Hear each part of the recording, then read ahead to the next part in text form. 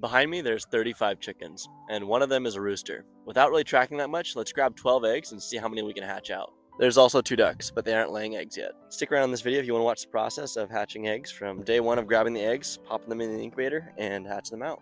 Alright, so first we're going to start by putting our 12 eggs in our incubator. And then we like to add a little X on the top of our eggs so we can track as they're being rotated. Then I add some water. The humidity level needs to be between 40 and 50% for the first 18 days. The temperature needs to be between 99.5 and 100.5 degrees. Around day 7 we had a power outage, so I covered the incubator with blankets and gave them a little more water. It got to 94 degrees, but eventually got it up to 97. I was told as long as it stays in the 90s they should be okay, but we'll see. At day 18 I removed the little spinner that rotates the eggs because we want the chicks to orient themselves to the top where the little air pocket is so they have some air to breathe when they're pipping. Then I added more water so the humidity level is closer to 70 to 80%. Again, you stop rotating and you bump up the humidity on day 18. On the night of day 20 we got our first pip. The following morning we had another one close to breaking all the way out.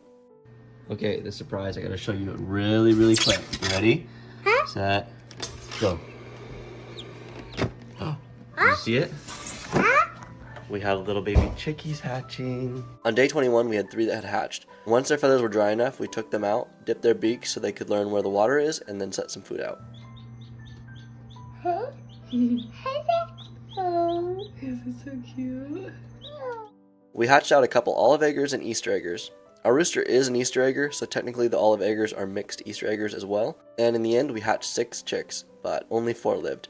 We later cracked the other eggs open on day 23 and found 2 duds and 4 other partially developed embryos, which most likely died from 2 things. 1, the power outage, and 2, I opened the lid too many times during the time of hatching, and the internal membranes most likely dried out too much, making it too hard for them to pip and get air. Next time I need to gauge my excitement and make sure to keep the lid closed more. And here's what they look like after 1 week. And yes, I filmed this intro and outro at the same time, and this is about 3 weeks to 4 weeks later.